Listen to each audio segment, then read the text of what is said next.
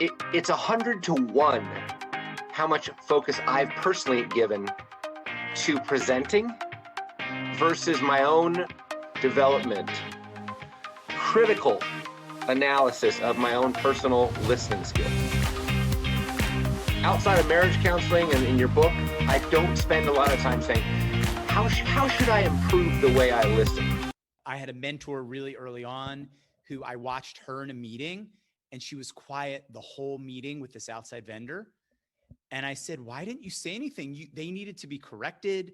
They needed to know what our perspective was. And she just looked at me and she said, the person listening has the power. So true.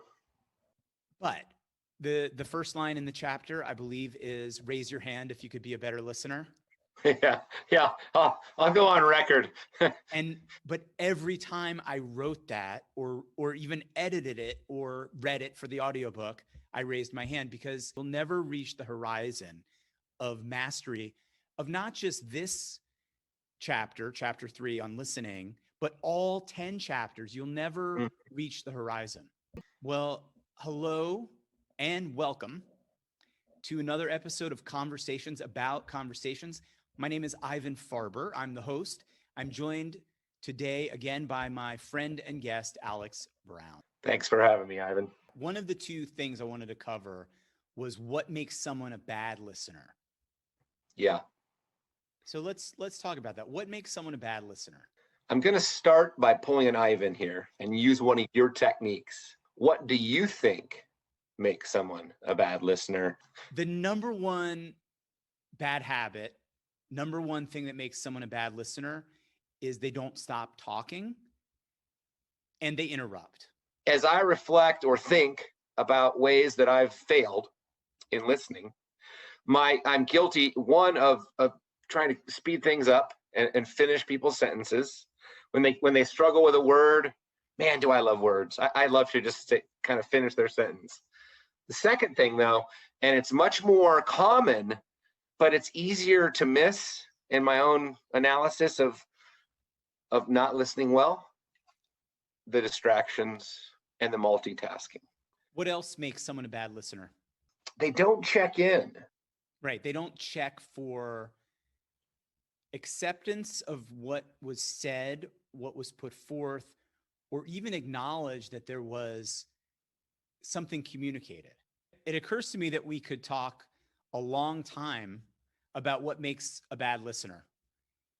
But my intention for this episode was to give the audience tactics that they could use right away in their life to become a better listener. So while I'm actually really intrigued by and didn't realize how much we could dig into that, I'd like to shift gears at this point and talk about tactics that everybody can use and use right away and use simply to become a better listener. And let's give everybody 10. You're the guest. Tactic number 1. Tactic number 1 is actually film or record the conversation. Now, you have to have permission. I know that's a touchy subject. So the client, the loved one, whoever, let them know that you're recording, unless you're at a business where they automatically record and they sign some agreement. But I've done this recently, and it's really powerful. I think the old saying is the mirror's the most telling reflection of oneself. And I got to tell you, recording and filming yourself speak is a really powerful tool. All right, number two tactic is taking notes. So I'm riffing off of your tactic of recording.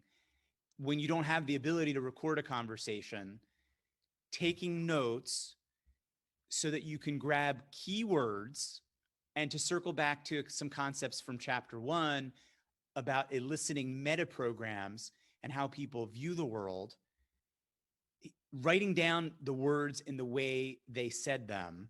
I also think being purposeful with cadence, slowing down with the way you present, actually helps you listen better. Number 3 is to control your cadence. Yes. Number 4 is to make sure you have a strategy to stop yourself from interrupting. Control your cadence, fine line between that and just control in general. But in the book, I identify 14 ways to stop yourself from interrupting. Number 5. I like to say, let it flow. And by that, I mean, don't artificially stop things. Let the conversation get to the next area. I'm often thinking about the next item in my head instead of just kind of being present now. And I think that's a very common thing. Tactic number 6 is active listening. So tell me more about active listening. Active listening is four things. Number 1, very short responses. Things like, I see, I hear what you're saying, like real short. Number 2, it could be echoing. So someone says, I'm really upset. And you just say, yeah, you're really upset. Short questions. What makes you upset? Why are you upset? What caused you to be upset? And then restating and paraphrasing. So it's 4 very specific tactics. Right. Short responses, echoing, restating, paraphrasing, and asking short questions. And it requires tremendous self-control. Speak less, learn more. I mean, it's 180 degree, speaking less means you're listening more. Number 7, less is more. That's right. Number 8 is to listen with your whole body. Okay. What do you mean? Like, it makes it easier for me to talk with the way you're listening. Like right now, how I feel is that you're sincerely interested and curious in what I'm about to say. And if you were not, and in your being were not, you didn't, with your body not receiving, it'd be harder for me to talk. I would be like tongue-tied if I felt like you weren't focused on what I had to say.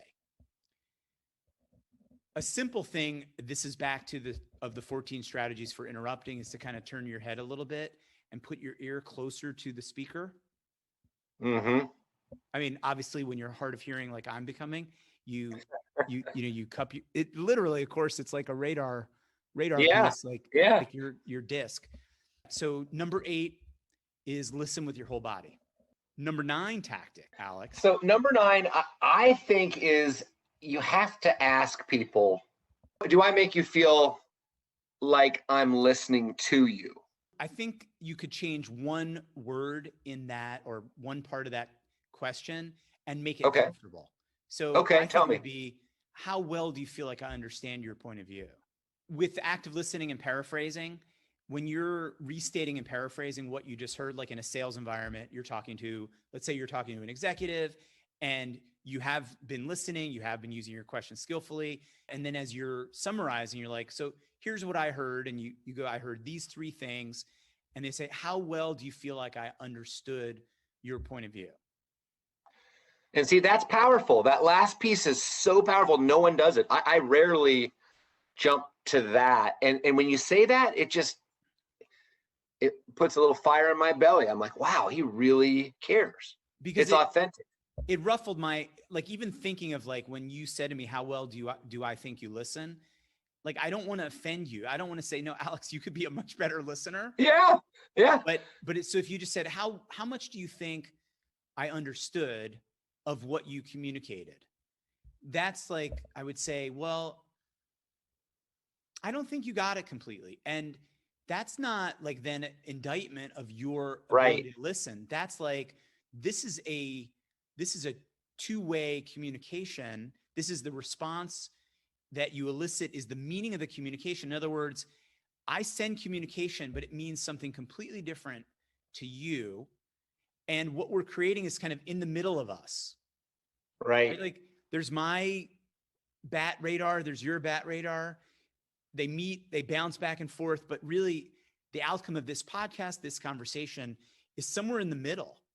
That's exactly right. Yeah. That's a really powerful way, I think, to frame it. And it's the sum total of both of us. It's not just Ivan. It's not just Alex. And that's true in any conversation, I think, that if you're not somewhere near that middle point, boy, someone's not feeling too happy or heard. Number 10. Number 10 is to listen with an intention in mind. What do I mean by that? I'm just listening to receive. I'm listening to understand. I'm listening for feelings. I'm listening for the thinking. I'm listening for how I can collaborate. Or, and very important, I'm listening to show respect.